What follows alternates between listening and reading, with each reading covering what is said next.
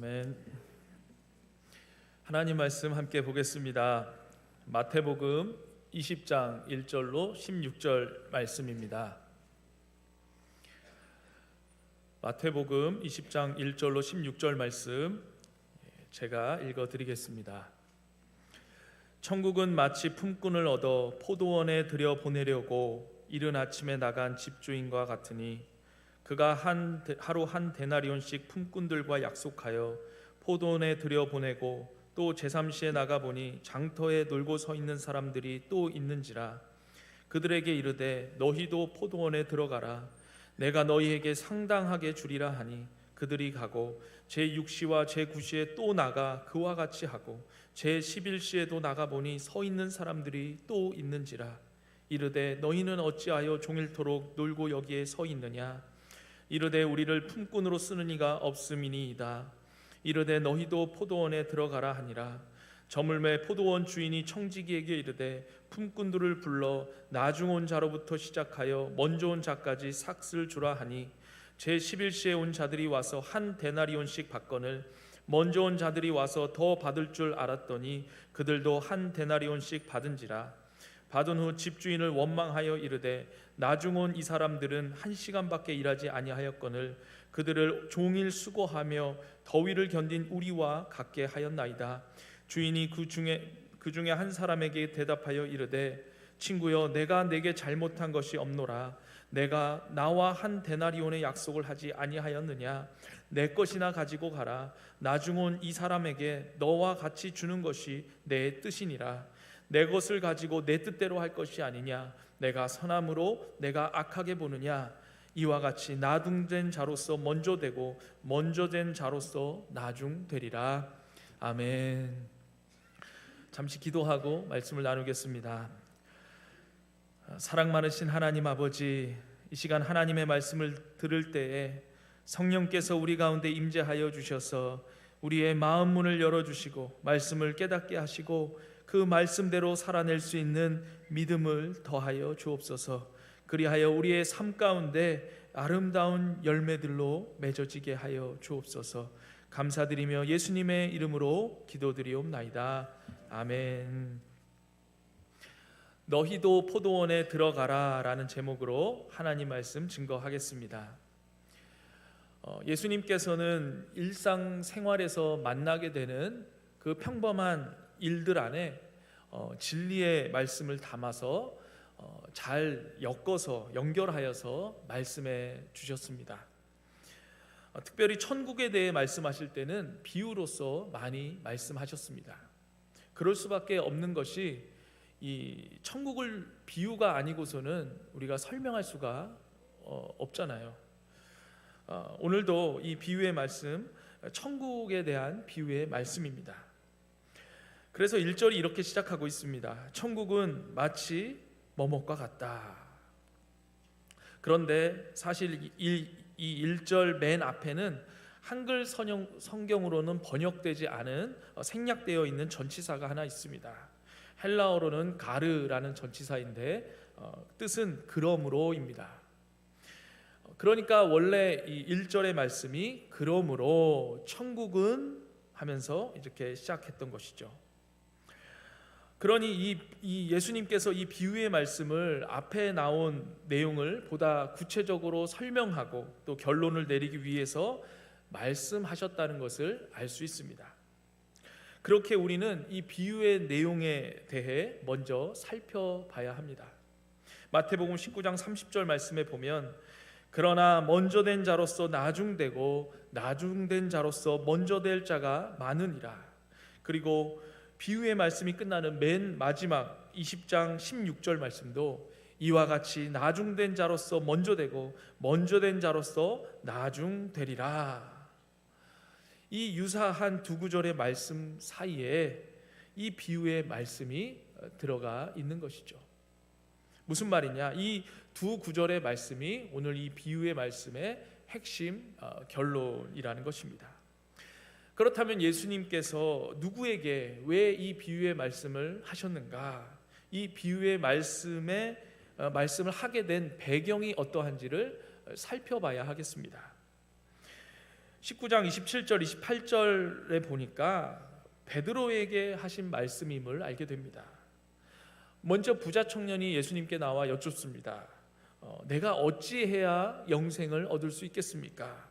그러자 예수님께서는 내 소유를 다 팔아 가난한 자들에게 주고 너는 나를 따르라, 이렇게 말씀하십니다. 청년은 재물이 많은 거로 근심하며 되돌아갑니다.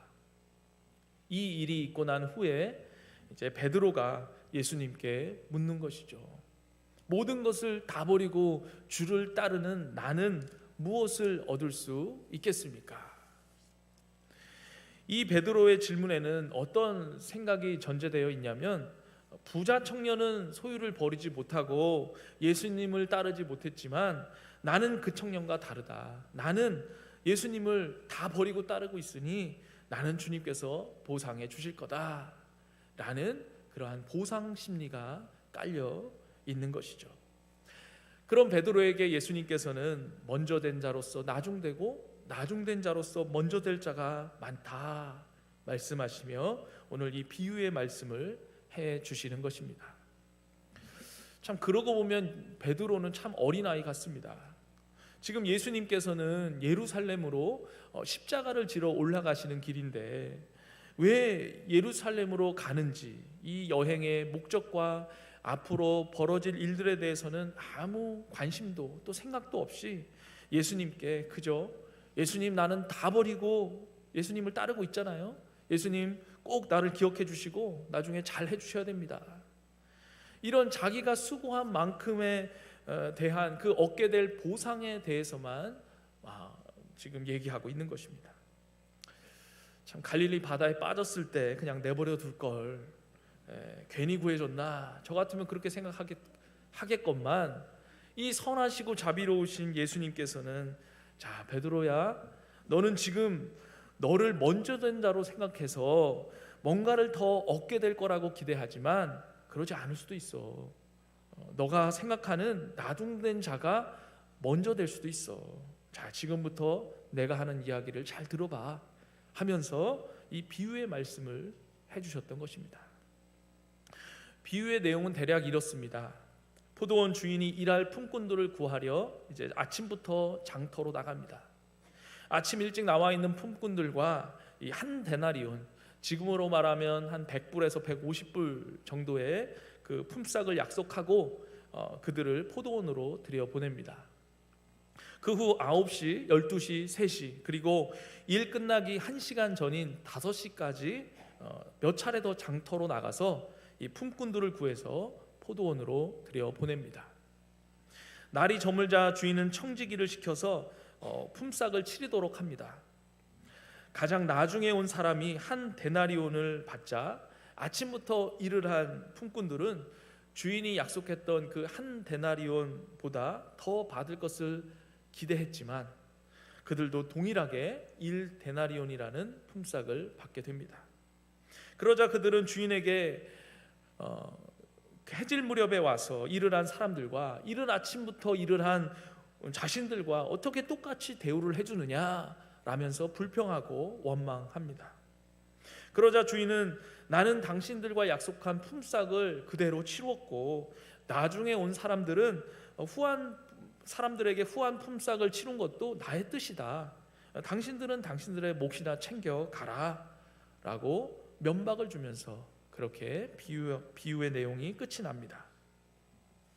그렇다면 예수님께서는 이 비유를 통해 무엇을 말씀하시고자 하신 것일까? 예수님께서는 당시의 사회 정의 문제에 대해서 이야기하시려는 게 아니었습니다. 예수님께서는 하나님 나라, 곧 천국에서 작동되는 어떠한 원리가 있다는 것을 말씀하시려는 것이었습니다. 어떠한 원리인가? 나중된 자가 먼저가 되고 먼저 된 자가 나중될 수도 있다. 너희들이 예상하는 것과는 다르다. 세상적인 원리가 아니다. 세상적인 원리가 뒤집힌다, 뛰어넘는다. 세상의 원리와는 전혀 다른 하나님 나라의 원리가 있다라는 것입니다. 하나님 나라는 그 하나님의 주권대로 그 무엇에도 의존되거나 영향받지 않는 그 하나님의 뜻대로 이루어져 가는데 그 하나님의 뜻은 하나님의 은혜와 선하심으로 펼쳐진다라는 것입니다. 포도원 주인으로 비유되는 하나님께서는 품꾼 곧 제자들을 포함한 하나님의 택한 성도들을 부르실 때 세상에서 통용되는 그 공로와 보상의 원리가 아니라 그것을 뛰어넘는 하나님의 은혜의 원리로 부르십니다. 루터를 포함한 많은 종교 개혁자들은 이 1데나리온을 영생이라고 해석하면서 부름받은 모든 사람에게 값없이 주시는 은혜라고 해석하였습니다. 그러므로 구원은 우리의 헌신과 희생에 달린 것이 아니라 오직 하나님의 은혜요 선물이라는 것입니다. 그렇기에 어떠한 공로가 없다 할지라도 주님이 부르시면 구원을 받는다는 것입니다. 제자들이 주님을 따르기 위해 모든 것을 다 버렸다고 할지라도, 그래서 그들에게 영상과 보상이 주어진다 할지라도 그것들은 제자들의 공로에 대한 어떤 대가가 아니라 어디까지나 그들을 부르신 주님의 은혜라는 것입니다.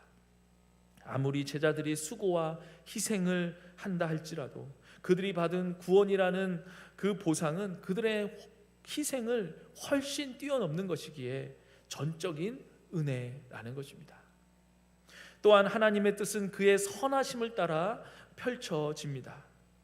일을 시켜주는 사람이 없어 장터에서 놀고 있는 사람들을 불쌍히 여기시고 그들을 부르셔서 일을 맡겨주시는 선하신 하나님이십니다.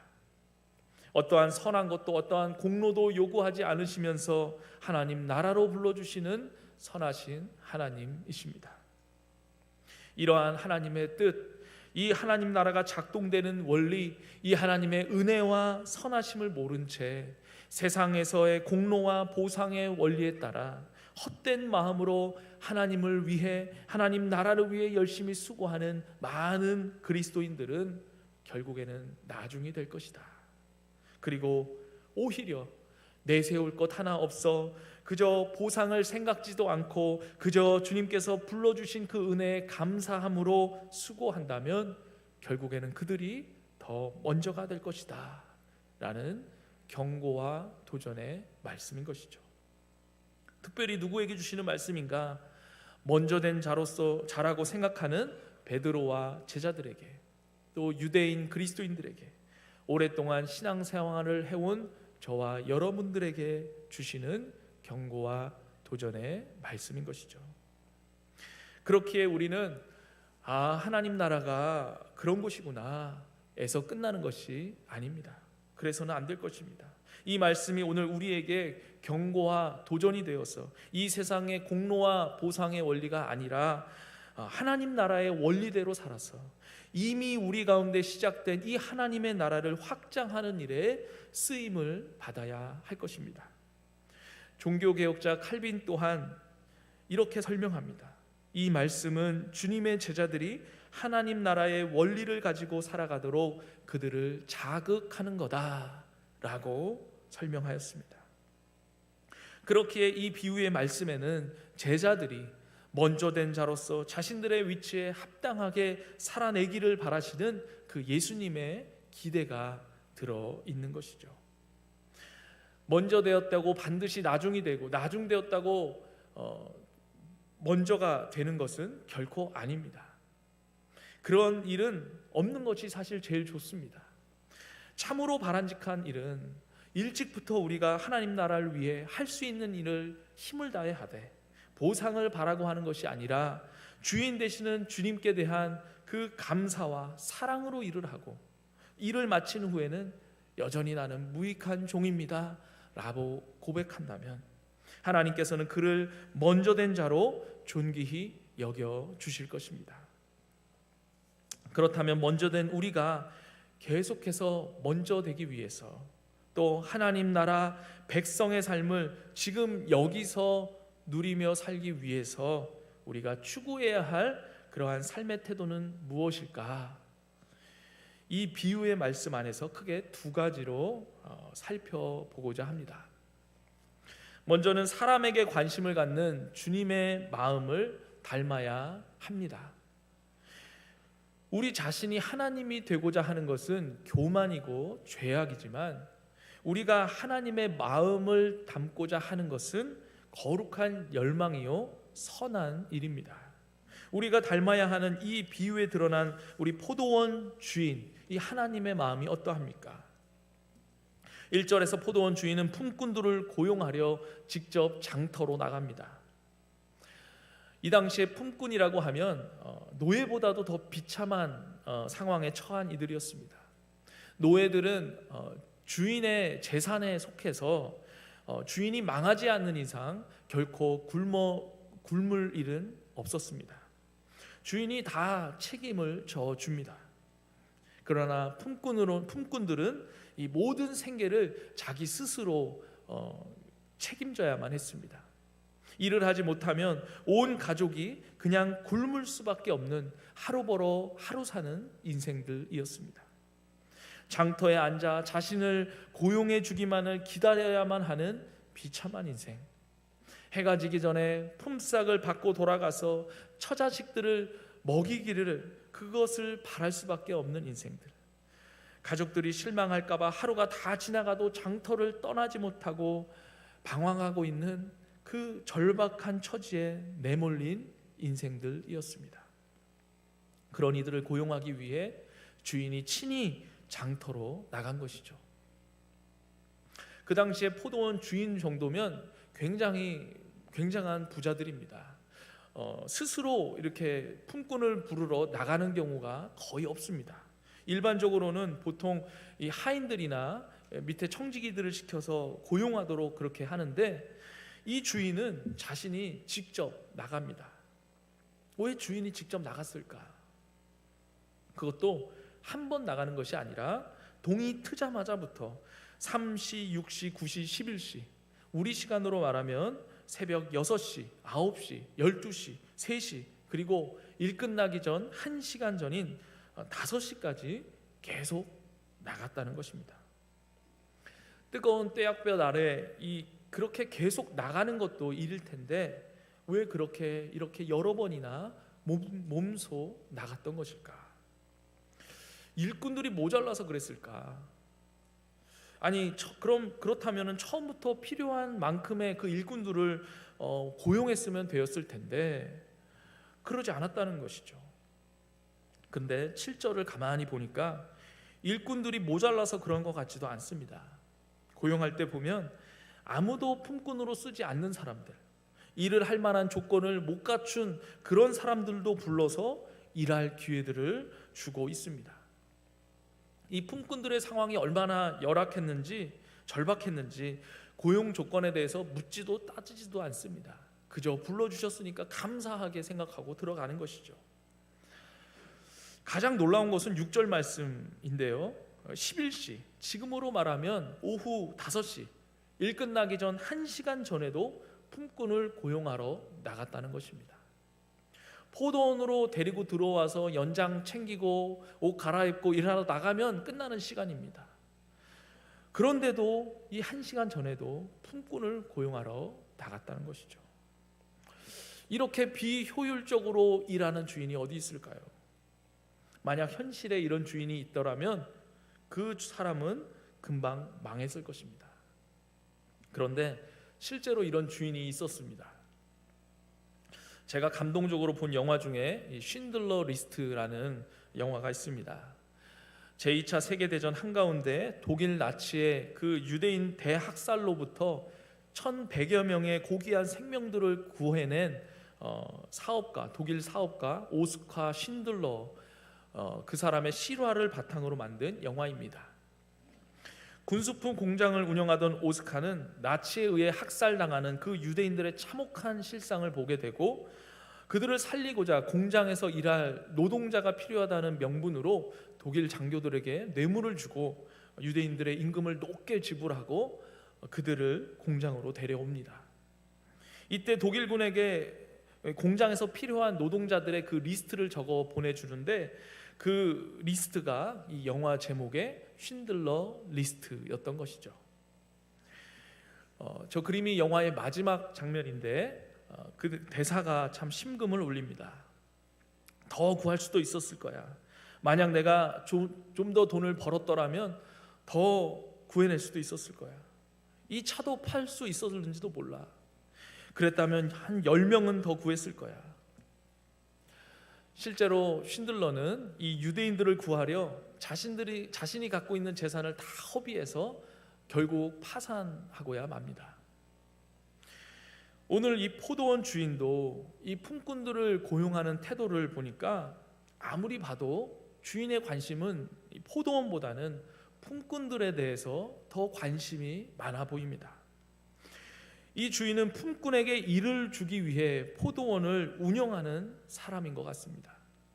그래야만 이 포도원 주인의 행동들이 이해가 됩니다. 주인에게는 포도원에서 포도를 많이 거두는 게 목적이 아니라 포도원으로 사람들을 들여보내고 그들에게 품삯을 주어 그들이 살게 해주는데 목적이 있습니다. 본문에서도 보면 열매를 거두려고 포도원에 들여보낸다 라는 설명은 단 한 번도 나오지 않습니다. 2절에 포도원에 들여보내고 4절에도 포도원에 들어가라, 7절에도 포도원에 들어가라고, 그런 들어가라는 말밖에 나오지 않습니다. 포도원에 들어가라는 말 이외에 주인의 어떤 요구사항도 나타나 있지 않습니다. 들어가서 포도를 따먹든 먹든 놀든 상관이 없는 것 같습니다. 주인의 관심은 오직 포도원에 들여보내는 데 있습니다. 주인은 품꾼의 조건도 따지지 않습니다. 일을 하고 싶어도 다른 사람들에게 선택받지 못하고 외면당하는 그러한 이들도 포도원에 들여보내 일할 기회를 주고 있습니다. 주인의 목적은 자신의 필요가 아닌 그들의 필요를 채우는 데 있었던 것입니다. 주님께서는 지금 이 비유의 말씀을 듣고 있는 베드로에게도 먼저 찾아가 불러주셨습니다. 베드로가 어떻게 예수님을 따라 모든 것을 버리고 그렇게 쫓을 수 있었을까요? 베드로가 주님을 먼저 찾아 나오지 않았습니다. 주님께서는 고기 잡고 있는 베드로를 찾아가 그를 불러주셨습니다. 그리고 제자 삼아주시고 함께 다니면서 놀라운 이적들을 보이시며 그렇게 주님과 교제하였기에 베드로는 모든 것을 버리고 주님을 따를 수 있었습니다. 그렇게 주님을 따르는 일은 베드로가 한 일이 아니었습니다. 그런데도 베드로는 내가 모든 것을 버리고 주님을 따랐으니 무엇을 얻을 수 있겠습니까? 라고 지금 당당하게 질문하고 있는 것이죠. 이 모습이 오늘 우리의 모습은 아닌지 돌아볼 수 있기를 바랍니다. 주님께서는 우리가 주님을 위해 할 수 있는 일들보다 우리 자신, 우리 자체를 훨씬 더 생각하십니다.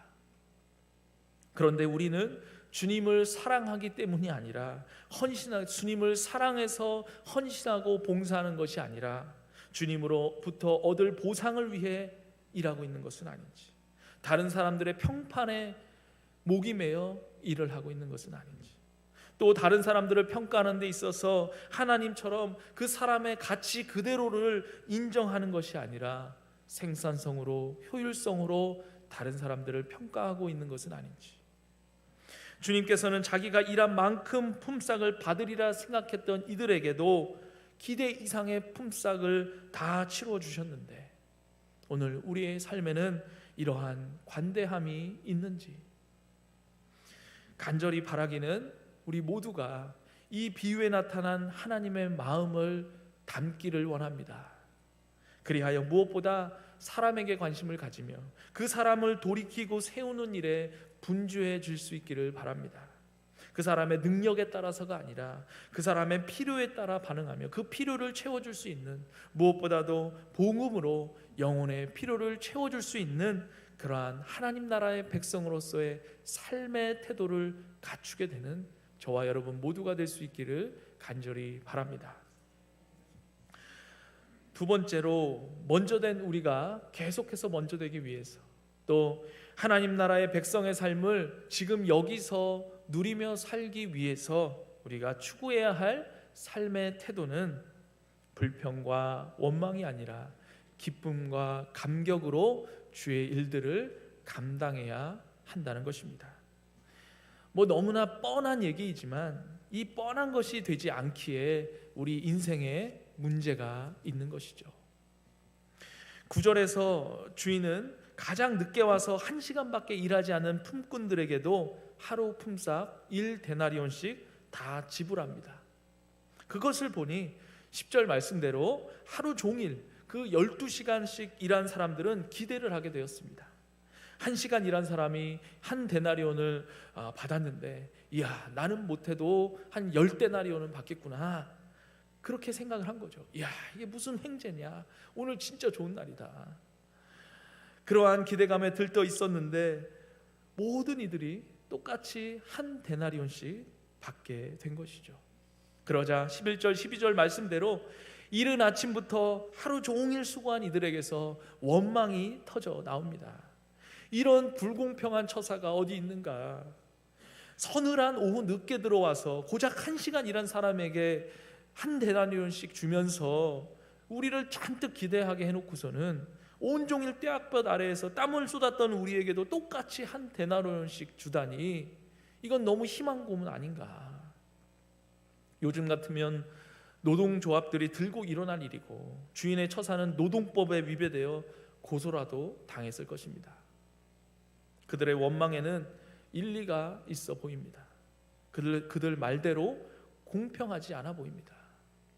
하지만 그렇다고 우리가 이 품꾼들의 원망에 쉽게 공감이 간다면 그것은 우리가 아직도 이 하나님 나라의 그 은혜의 원리를 온전히 이해하지 못했다는 증거일 수 있습니다. 오늘 이 비유에서 원망이 어디에서 시작되었는가를 보면 그들의 원망은 다른 품꾼들과 비교하는 데서 시작되었습니다. 그들은 품삯을 받기 전에는 전혀 원망하지 않았습니다. 품삯을 받은 후에 원망이 터져 나왔습니다. 그들의 원망은 자신들이 받은 임금이 작아서가 아니라 어떻게 종일 수고하고 더위를 견딘 우리와 그들을 똑같이 취급할 수 있느냐라는 것에서 시작되었습니다. 우리의 원망은 나처럼 대접받지 말아야 할 사람이 대접받는 것에서 원망이 시작됩니다. 내가 가난해서 불행한 것이 아니라 저 사람이 나보다 잘 살아서 우리의 불행은 시작됩니다. 15절에서 내가 악하게 보느냐라는 구절을 영어 성경에서는 Are you envious? 내가 질투하느냐라고 번역하였습니다. 비교의식에서 비롯된 시기와 질투로부터 원망이 시작됩니다.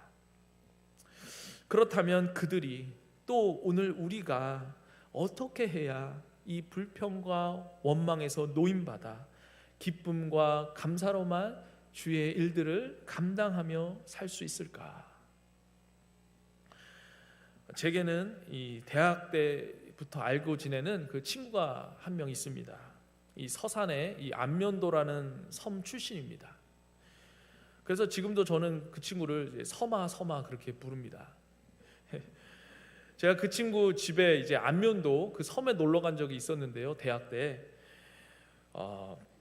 그 버스에서 내려서 집까지 가는데 한 30분을 걸어가야 합니다. 그런데 문제는 이 불빛이 하나도 없는 거예요. 전봇대가 없고 가로등이 하나도 없어요. 그래서 친구가 밤에 후레쉬를 켜고 이제 이렇게 나와서 마중을 했습니다. 집에 갔더니 외양간이 있더라고요. 근데 손은 없었습니다. 그리고 집에 방에 누웠는데 자려고 누워서 천장을 보니까 이 돈벌레들이 이렇게 3-4마리가 위에서 돌아다니는 거예요. 그야말로 그러한 깡촌 섬 출신입니다. 그래서 섬에서 그래도 개천에서 용난 것처럼 그래서 서울에 있는 좋은 대학에 이제 법대에 진학하게 되었습니다. 그 친구가 이제 사법고시를 몇 번 떨어지고 낙심하고 있을 때 돈도 벌고 머리도 식힐 겸 해서 이제 이 인력 시장에 나가서 공사판에서 일을 했던 것이죠. 그런데 어느 날 저를 불러서 이제 어쩌다가 저기 이 구로구 인력 시장에 저도 같이 일을 하게 되었습니다. 저도 뭐 경험이다 생각하고 이제 한번 해보자 해서 이제 일을 시작했는데, 야, 이 공사판 일이라는 게 힘만 있어서 되는 일이 아니라 기술이 많이 필요하더라고요. 저는 힘은 좀 있었는데 기술이 없어서 일을 잘 못하는 거예요. 그 친구는 집에서 외양간을 좀 고쳐봤는지 엄청 일을 잘해요. 그 나중에 막 다리가 부불 떨리면서 마지막 괜히 한다고 막 후회하면서 일을 마쳤는데 나중에 보니까 제가 그 친구보다 일을 반 정도밖에 못한 겁니다. 그런데도 똑같이 10만 원씩 일당을 받았습니다. 그 친구가 저한테 뭐라고 했을까요? 야, 잘했다, 정말 잘됐다. 난 너 돈 많이 못 받을 줄 알고 진짜 걱정했는데 네가 잘 받아서 너무 기쁘다. 정말 잘됐다. 우리 내일도 우리 같이 나와서 일하자. 이렇게 격려하면서 저녁에 족발도 사주었습니다. 그날 밤에 저는 그 자리에서 그대로 밤에 누워버렸고 다시는 거기에 가지 않았습니다. 무슨 얘기입니까? 만약 1시간밖에 일하지 않았지만 하루치 품삯을 다 받은 그 품꾼이 나의 사랑하는 친구, 나의 가족, 형제였다면 그들이 그렇게 원망을 했을까? 1시간 일하고도 하루 품삯을 다 받아왔다면 이야, 진짜 잘됐다. 오늘 진짜 운이 좋구나. 그 포도원 주인 누군지 몰라도 진짜 착하다. 나중에도 그 포도원한테 꼭 다시 찾아가서 인사하고 해라. 너무 잘됐다. 나도 너무 기쁘다. 이렇게 반응하지 않았을까요? 나와 관계없는 남이라고 생각하니까, 경쟁자라고 생각하니까 원망하게 되고 불평이 나오게 되는 겁니다. 나의 친구, 나의 형제, 나의 가족이라고 여기면 함께 기쁠 것입니다. 내 지체로 여기지 않기에 비교하며 시기하며 그렇게 불평과 원망이 터져 나온 것입니다. 우리 모두가 그리스도 안에서 한 형제요 자매로서, 한 지체로서 서로를 인정하며 그렇게 연합하며 로마서 12장 15절의 말씀대로 즐거워하는 자들과 함께 즐거워하고 우는 자들과 함께 울게 될 때 시기와 원망을 뛰어넘어 기쁨과 감사함으로 주의 일들을 감당할 수 있을 것입니다. 우리 헤브론 교회가 그러한 믿음의 공동체, 사랑의 공동체가 될 수 있기를 간절히 바랍니다. 둘째로, 처음에 부르심을 기억한다면 우리는 이 불평과 원망에서 해방될 수 있습니다. 만약 포도원 주인이 품꾼들을 부르지 않았더라면 그들은 여전히 장터에서 방황하고 있을 사람들이었습니다. 절박한 그들의 처지를 알고 그들을 고용해 준 것만으로도 은혜인 것인데, 또 정당하게, 아니 그 이상의 품삯을 받은 것에 감사할 일인데 비교하며 시기하며 그 은혜에 대한 감격을 다 까먹은 것이죠.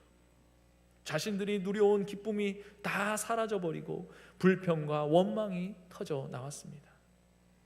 그들이 처음 부름을 받았던 그 장터에서의 비참함을 기억해야만 했습니다. 우리도 마찬가지입니다.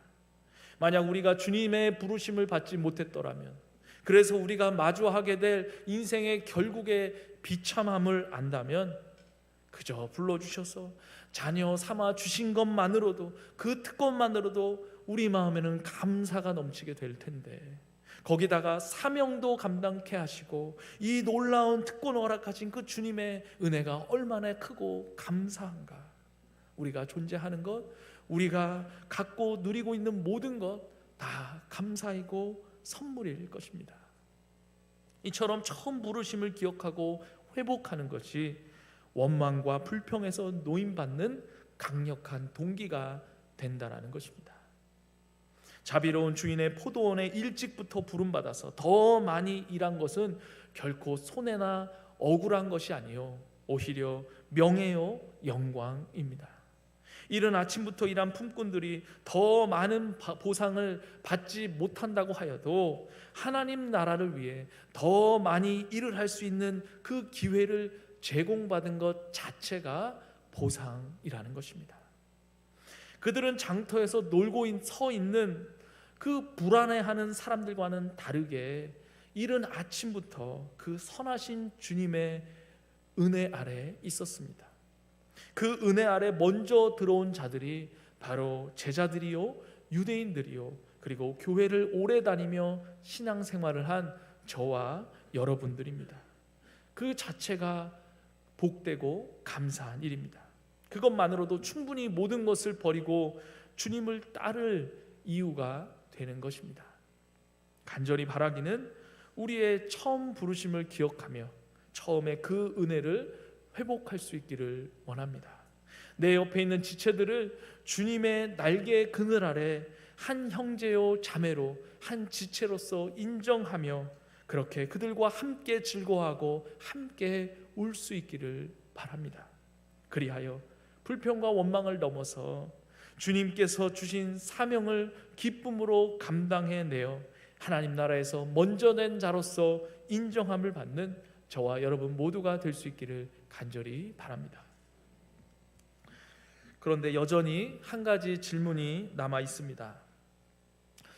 먼저 고용된 품꾼들에게 품삯을 먼저 지불하는 것이 그 당시의 일반적인 관행이었습니다. 그런데도 주인은 그 관행과는 반대로 늦게 일한 품꾼부터 먼저 품삯을 주었습니다. 왜 그랬을까?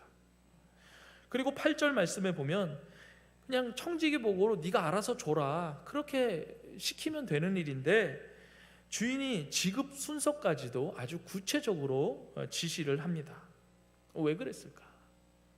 차라리 먼저 온 품꾼부터 품삯을 주었더라면 아무 문제가 없었을 텐데, 오히려 모든 품꾼들이 다들 기뻐하며 돌아갔을 텐데, 그리고 주인은 좋은 소리만 들었을 텐데, 나중에 온 사람부터 품삯을 주어서 먼저 온 자들이 그 불공정해 보이는 그 현장을 다 보게 해서 왜 불평과 원망이라는 이 요란한 소동이 일어나게 했던 것일까?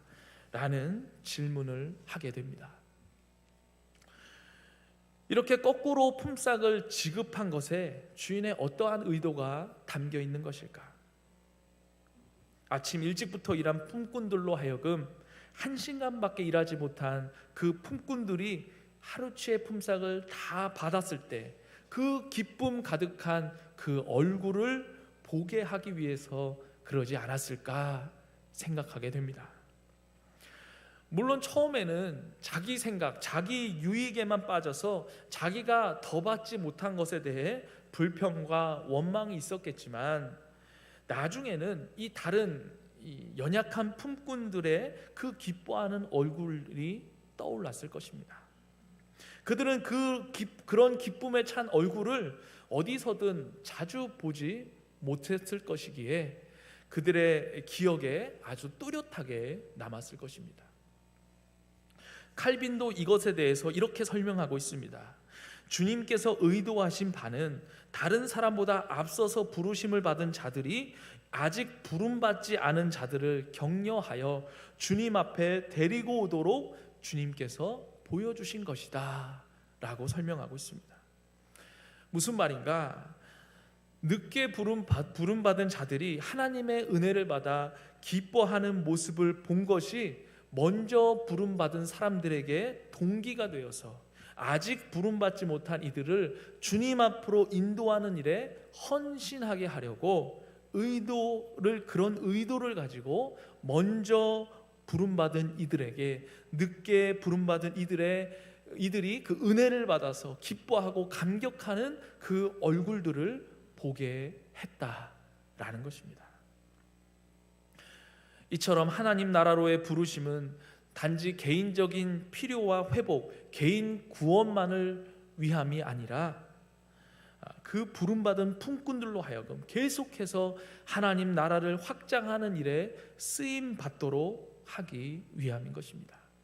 이제 너희도 주인을 따라 세상으로 나아가 너희가 받은 은혜를 나누며 오후 5시가 넘은데도 여전히 방황하고 있는 그 인생들, 절망과 좌절의 시간을 보내고 있는 다른 이들을 포도원으로 들여보내어 영원한 생명을 얻어서 기뻐하며 감격하는 그 얼굴을 다시 보게 하라는 것입니다. 주님께서는 당신의 선하신 뜻대로 우리를 하나님 나라의 품꾼들로 부르셨습니다. 먼저 부르셨건 또 나중에 부르셨건 주님께서 불러주셨기에 오늘 우리가 이 자리에 있는 것입니다. 왜 누구는 일찍 부르셨고 누구는 나중에 부르셨는지 우리는 알지 못하지만 하나님의 은사와 부르심에는 후회가 없다고 하셨습니다.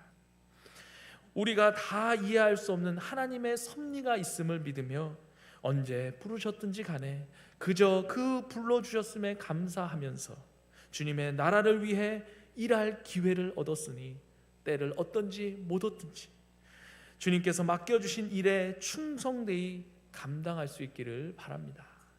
또한 홀로 부르신 것이 아니요 내 옆에 있는 지체들과 함께 불러주셨으니 그들 또한 나와 마찬가지로 하나님의 백성임을 인정하면서 서로를 헤아려 주며 서로 시기와 원망을 넘어서 기쁨과 감사로 함께 즐거워하며 함께 기뻐하며 그렇게 함께 울며 믿음의 공동체, 사랑의 공동체를 세워갈 수 있기를 바랍니다.